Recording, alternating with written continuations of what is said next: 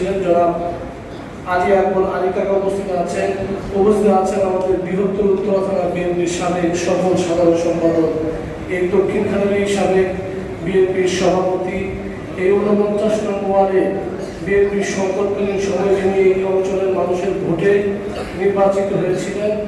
ওনার নির্বাচিত বিষয়টাকে যারা ছিনিয়ে নিয়ে গিয়েছিল, আমাদের শ্রদ্ধাভাজন নেতা জনাব শাহাবুদ্দিন সাগর ভাই উপস্থিত আছেন আমার নেতা জাতীয়তাবাদী স্বেচ্ছাসেবক দলের ঢাকা মহানগর উত্তরের সাবেক যুগ্ম আহ্বায়ক, কেন্দ্রীয় স্বেচ্ছাসেবক দলের সাবেক সফল সহসভাপতি আলাজ জামিল হোসেন সহ সম্মানিত উপস্থিতিয়ান। আজকে এই ইফতার মাহফিল গত বছর আমাদের আজকে ঢাকা মহানগর উত্তর স্বেচ্ছাসেবক দলের বিপ্লবী সাংগঠনিক সম্পাদক, আমাদের এলাকার কৃষি সন্তান খোকনের বাবার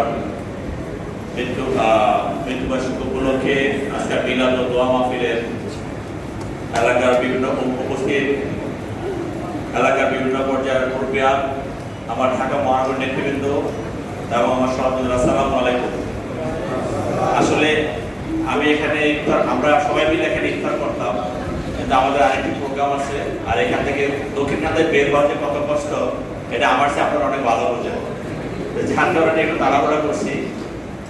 তো খোকন যে কথাগুলো বললো, আপনারা সবার জন্য আপনার দোয়া চাই যে খোকনের আব্বা যখন জীবিত ছিলেন তখন আমি এখানে এসেছি, ইফতার করেছি, উনি সহ প্রোগ্রাম করেছি, আবার ওনার পরবর্তী মৃত্যুর পরও এসেছি। আজকে আমরা একটা পর্যায়ে আসলাম যে যেদিন উনি নাই। তো যাই হোক, আমরা সবাই মিলে তার জন্য দোয়া করবো, আমরা আমাদের নিজেদের বাবা মার জন্য দোয়া করবো, আল্লাহ রাব্বুল আলামিন যাতে সমস্ত মুর্শিদের জান্নাতবাসী করেন। আর এই রোজা উপলক্ষে যে যার অবস্থান থেকে সবাই যার যার আত্মীয় স্বজনদের আমরা দোয়া করবো। আর খোকন যে কথাটা বললো, এই এলাকা পানির নিচে থাকে, এই পানির ভিতরে আমি নিজেও কিন্তু এসেছি। অর্থাৎ একবার খোকনের বাসায় যখন আসি, এখানে গাড়ি রেখে তখন হেঁটে আমার মানে এই পর্যন্ত পানি হয়ে গেছে, প্রায় কবর পানি আর কি। আমি গত আরো ১ সপ্তাহ আগে আমাদের প্রতিটা ওয়ার্ডের নেতৃবৃন্দকে বলে